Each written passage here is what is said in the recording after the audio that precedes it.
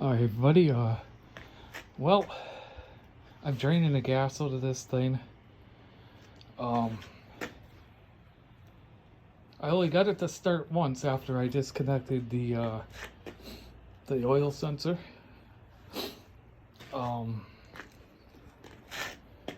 Otherwise, yeah, there is something going on with this thing. I don't know what.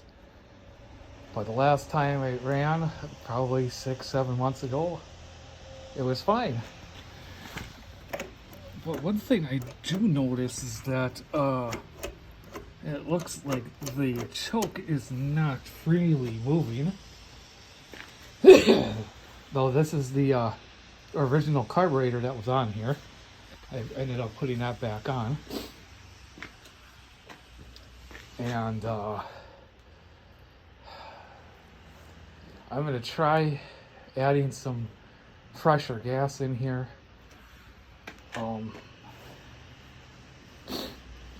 But I don't know. I can't even put an electric start on here. I think I might get rid of the damn thing because I don't need another headache around here like this thing. At least it'll free up some space.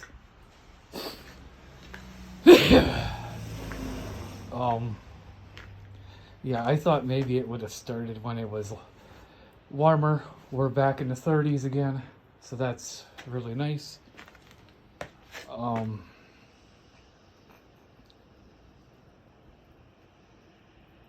only problem is that because of stupid people, that all this extra crap is put on newer modern generators.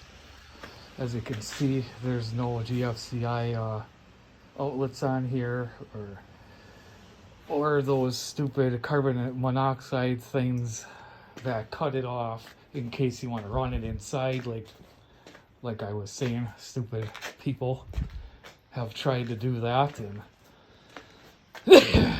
it's just too many things that go wrong when you introduce more electronics into the mix when none need to be. So I'm thinking about maybe building my own. I think that's going to be the way to go.